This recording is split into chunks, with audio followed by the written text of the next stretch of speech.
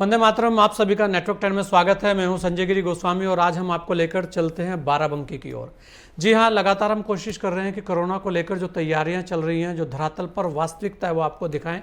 और इसी कड़ी में आज हमारे साथ एक खास मेहमान डॉक्टर आदर्श सिंह, जो जिलाधिकारी हैं बाराबंकी के, लगातार लोगों के बीच में सक्रिय रहे हैं। वर्तमान में वहाँ क्या चल रहा है उन्हीं से जान लेते हैं। डॉक्टर आदर्श सिंह, आपका बहुत बहुत स्वागत है नेटवर्क 10 में। जी बहुत बहुत धन्यवाद। जी सर, क्योंकि लगातार आप कोरोना जैसी महामारी के बीच में घूमते रहे हैं, बहुत सारी चीज़ें आपने देखी हैं, बहुत सारे लोगों के बीच आप लोकप्रिय भी हैं। वर्तमान में बाराबंकी की क्या स्थिति है और क्या तैयारियां अभी चल रही हैं?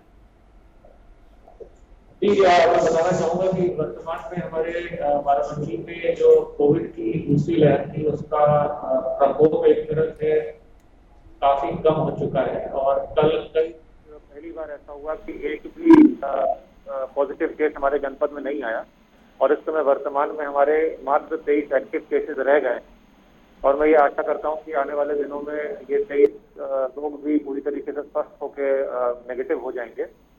लेकिन अब हमें साथ साथ तैयारी करनी है क्योंकि ये अनुमान लगाया जा रहा है कि भविष्य में कभी भी तीसरी लहर इसकी आ सकती है, तो हमें सावधानी अपनी जो हम बरत रहे थे उसको अभी भी हमें उतनी ही बरतनी है और अच्छी तरीके से हमें मुकाबला करने के लिए तैयार रहना है। जी, अगर हम देखें डॉक्टर साहब, एक डेल्टा प्लस वेरिएंट की भी बात हो रही है, क्या उससे लेकर भी कुछ तैयारियां अलग से हो रही है? देखिए हमारी तैयारी तो कोरोना को लेके पूरी तरीके से इस समय चल रही है और तरह तरह के अनुमान लगाए जा रहे हैं। कुछ विशेषज्ञों ने कहा था कि शायद जो तीसरी लहर आएगी वो बच्चों को ज्यादा प्रभावित करेगी। उस दृष्टि से भी हम लोग पूरी तैयारी कर रहे हैं। अपने महिला चिकित्सालय में और अपने जो दोनों प्राइवेट मेडिकल कॉलेजेस है वहाँ पे डेडिकेटेड पीकू वार्ड बनवाए जा रहे हैं। उनके जो डेडिकेटेड बच्चों के लिए अलग वेंटिलेटर्स और बाकी मशीनें आती हैं उनका भी हम लोग प्रयास कर रहे हैं कि वो हमारे पास उपलब्ध हो जाएं।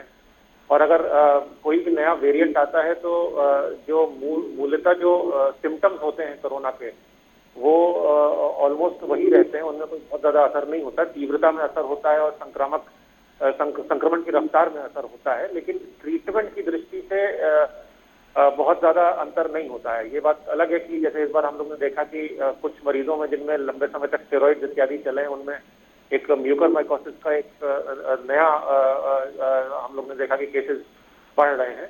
उसकी भी तैयारी हम लोग कर रहे हैं और कोशिश करेंगे कि किसी भी रूप या स्वरूप में कोरोना अगर आता है तीसरी लहर में तो हम लोग उससे निपटने के लिए तैयार हैं। बिल्कुल डॉक्टर साहब, अगर देखा जाए जो चाइल्ड वेंटिलेटर हैं और या वैसे वेंटिलेटर है उसके लिए भी कहा जा रहा था कि बहुत दिक्कतें पिछली बार रही हैं, तो इस बार उसे लेकर क्या तैयारियां आपकी चल रही हैं?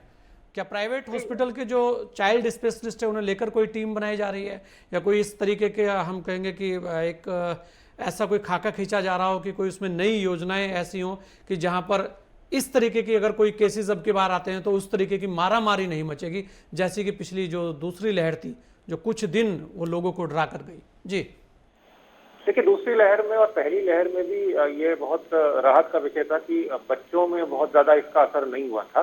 लेकिन जैसा आप बिल्कुल ठीक कह रहे हैं, तीसरी लहर में अनुमान लगाया जा रहा, तो पहले से ही हमारी प्रदेश सरकार ने इसके लिए पूरा खाका तैयार करके रखा हुआ और हम सबको जनपदों में निर्देश दिए गए हैं कि हम लोग अपने जो कोविड अस्पताल है वहाँ पे एक डेडिकेटेड कम से कम शुरुआत में 10 बेड का पीकू वार्ड स्थापित करें और उसके बाद हमारे जो सीएचसीज हैं उनमें भी हम लोग कोशिश करें कि जनपद की 3-4 सीएचसीज में भी हम लोग डेडिकेटेड पीकू वार्ड स्थापित करें। और आपने बिल्कुल सही कहा कि क्योंकि बच्चों का अलग सब कुछ होता है, उनके वेंटिलेटर्स अलग होते हैं, बाईपास मशीनें भी उनकी अलग होती हैं, उनकी दवाएं भी जो है डोजेज के हिसाब से और अन्य ड्रग्स के हिसाब से भी अलग होती हैं।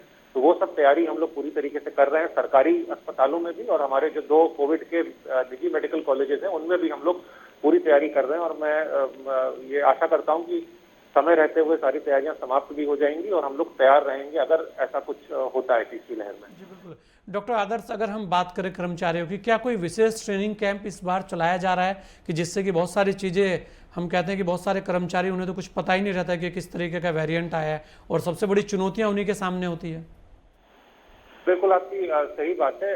अगर हम अपनी पीकू की ही बात करें जो बच्चों के लिए हम लोग स्थापित कर रहे हैं उसमें हम लोग चिन्हित भी कर रहे हैं अपने जिले में जो हमारे सरकारी डॉक्टर्स हैं, पीडियाट्रिशियन हैं और जो प्राइवेट सेक्टर में है उनकी ट्रेनिंग भी हो रही है। हम लोग के जो बाकी जो नर्सिंग स्टाफ है उनको भी हम लोग ट्रेनिंग कर रहे हैं कि कैसे जो है अगर बच्चों को में ये होता है संक्रमण और उन्हें अस्पताल लाने की जरूरत होती है तो उनको कैसे डील किया जाए।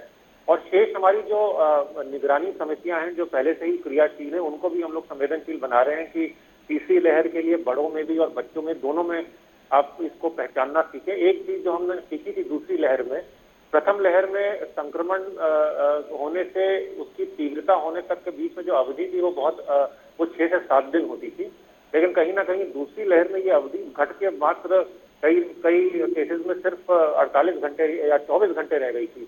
तो हमारे पास समय बहुत कम होता है कि हम लोग किसी मरीज को सीरियस होने से पहले उसको हम अस्पताल में ले आ सके। तो उस हिसाब से हम लोग तैयारी कर रहे हैं, संवेदनशील कर रहे हैं और अपने लॉजिस्टिक्स को भी हम लोग बढ़ा रहे हैं। बिल्कुल डॉक्टर आदर्श, एक बहुत महत्वपूर्ण बात यह है कि ग्रामीण क्षेत्रों के लिए आपके द्वारा क्या प्रयास किए जा रहे हैं, क्योंकि वहाँ सबसे ज़्यादा ज़रूरत इस बार, जिस तरीके से पिछली बार भी आपने देखा, और अगर भगवान ना करे ऐसी कोई लहर आती है तो वो सबसे बड़ा एक हम कहेंगे चैलेंज रहेगा। जी देखिए, इसमें भी शासन के निर्देशों के क्रम में और जो उपकरण हमें उपलब्ध कराए हैं शासन ने और हमें जो CSR से प्राप्त हुए हैं, उनको हम लोग ने इस बार प्रयास किया कि हमारे जो प्रत्येक CHC है, जो कम्युनिटी हेल्थ सेंटर है हमारे जनपद में, जितने भी हमारे 18-19 CHC है, उन सब में हम लोग ऑक्सीजन कॉन्सेंट्रेटर्स उपलब्ध करा रहे हैं। हर CHC में कम से कम कोशिश कर रहे हैं कि हम लोग 5 ऑक्सीजन कॉन्सेंट्रेटर्स रहें।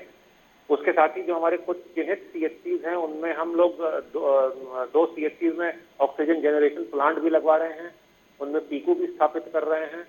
और कोशिश ये करेंगे कि अगर ग्रामीण क्षेत्र में कुछ संक्रमण होता है तो शुरुआत में जब तक हम उन्हें जिले स्तर पे या लखनऊ में किसी बड़े कोविड L3 लेवल के अस्पताल में ना ले जा सके, उनको हम प्राथमिक उपचार कम से कम अपने ग्रामीण स्तर में CHCs में ही उपलब्ध करा सकें, ताकि केस जो है वो बिगड़ने से बच सके, उनका प्राथमिक उपचार हो सके और फिर हम उन्हें आवश्यकता अनुरूप उनको हम हायर सेंटर रेफर कर सकें। डॉक्टर आदर्श, क्योंकि आप तो खुद बहुत सारी चीज़ें स्वयं देख रहे हैं, ऐसे में एक बात महत्वपूर्ण ये हो जाती है, जिस तरीके से वैक्सीन को लेकर बहुत बार भ्रम की स्थितियां रही हैं, लेकिन चलिए अब तो ऐसा कहा जा रहा है कि वैक्सीन अब लोग लगवा रहे हैं, जागरूक हुए हैं। ऐसे में बाराबंकी की स्थिति को आप कैसे देखते हैं? देखिए, इसमें मैं कहूंगा कि मैं इसको 2 भाग में इस प्रश्न को विभाजित करूंगा। मैं बात करूंगा 19 मई के पहले की, जब हमारे यहाँ वैक्सीनेशन ने उतनी गति नहीं पकड़ी थी, बल्कि मैं ये बताना चाहूंगा कि 75 जिले हैं हमारे प्रदेश में और हम लोग 75वें पायदान पे थे वैक्सीनेशन के नंबर के हिसाब से।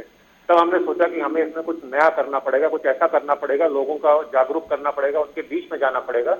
और हमने एक रणनीति अपनाई कि हम लोग गांव में ही जाके वहां के प्राथमिक विद्यालय को एक वैक्सीनेशन सेंटर में परिवर्तित करके वहां हमारी डॉक्टरों की टीम जाती थी और वहीं पे हम लोगों को लगाते थे। उनको आप अस्पताल आने की जरूरत नहीं पड़ती थी और उसके इतने अद्भुत परिणाम रहे कि हम लोग कुछ ही दिनों में प्रदेश में टॉप 3 में पहुंच गए हैं। और उसका एक शासन ने भी हमारे बाराबंकी मॉडल को सराहा है और सभी जिलों को निर्देश दिए थे कि आप भी जो है इस मॉडल को अपनाएं और वैक्सीनेशन की गति को बढ़ाएं।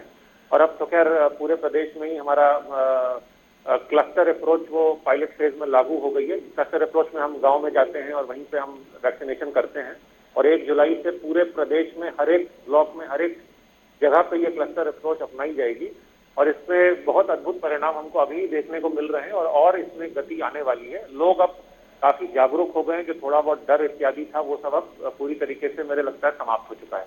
जी डॉक्टर आदर्श, ऐसा कहा जाता है कि आप कड़े निर्णय लेते हैं और उससे पीछे नहीं हटते। ऐसे में जो कालाबाजारी होती है, वर्तमान में भी ऐसे अंदेशे लगाए जा रहे हैं कि अगर तीसरी लहर आती है, वैसे तो ना आए तो बहुत ही अच्छा है, भगवान ना करे ऐसी कोई लहर आए, लेकिन उससे लेकर क्या तैयारियां आपके स्तर पर की जा रही है? देखिए, आपकी बात बिल्कुल सही है। हमने देखा है कि दूसरी लहर में इसमें कोई दो राय नहीं है कि कुछ ऐसे तत्व जरूर थे जिन्होंने इसका मैं कहूंगा एक आपदा में इसका फायदा उठाने का प्रयास किया, कालाबाजारी करने का प्रयास किया, मरीजों से ओवर चार्जिंग करने का प्रयास किया और इस पे हम लोग ने बहुत कड़ी कार्रवाई की है, FIR भी दर्ज करवाई है और हम लोगों ने कई मरीजों से जिनसे कि ज्यादा पैसे वसूले गए थे उनको हम लोग ने संबंधित अस्पतालों से वापस भी करवाया है। ड्रग्स की भी ब्लैक मार्केटिंग जहां जहां या फिर ऑक्सीजन सिलेंडर्स की भी हमें जहां जहां सूचना आई है वहां पे हम लोग ने कठोर विधिक कार्रवाई की है और आगे भी हम करते रहेंगे, क्योंकि इन परिस्थितियों में, आपदा की परिस्थितियों में अगर कोई व्यक्ति ऐसे कृत्य करता है तो वो किसी भी दशा से, चाहे वो विधिक रूप से चाहे वो नैतिकता के रूप से, वो बर्दाश्त नहीं किया जा सकता है। नहीं, बिल्कुल डॉक्टर आदर्श, आप चूंकि बहुत सारे लोग आपको फॉलो करते हैं, बहुत सारे लोग आपको देखते हैं, मानते हैं, आपकी सुनते हैं, ऐसे में आप कोरोना को लेकर क्या अपील करना चाहेंगे बाराबंकी के लोगों से? देखिए, मैं बस केवल 2 अपील करना चाहूंगा। पहली बात तो ये कि कोरोना अभी समाप्त नहीं हुआ है। अभी वर्तमान में चाहे इसके संक्रमण की गति कुछ कम हो गई हो, हमें तैयार रहना चाहिए कि तीसरी और उसके बाद की भी लहरें आ सकती हैं और ये हो सकता है कि वो ज्यादा संक्रामक हो, ज्यादा खतरनाक हो। तो हमें अपनी सतर्कता, कोविड अप्रोप्रिएट बिहेवियर का पूरी तरीके से पालन करना चाहिए। और दूसरा, हमें जितने लोग हैं हमारे 18 वर्ष के ऊपर, प्रत्येक व्यक्ति 2 डोज टीके के अवश्य लगवा ले, ताकि एक सुरक्षा कवच हमारे पूरे जनपद को मिल सके और हम अगली लहर में हम लोग उतने प्रभावित ना हो शायद जितना दूसरी लहर में प्रभावित हुए थे। चलिए डॉक्टर आदर्श, आपने अपना समय हमें दिया, इसके लिए बहुत बहुत धन्यवाद आपका।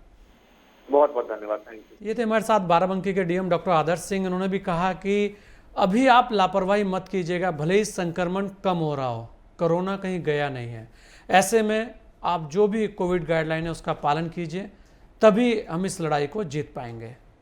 इस खास मुलाकात में इतना ही, दीजिए मुझे इजाज़त। जय हिंद।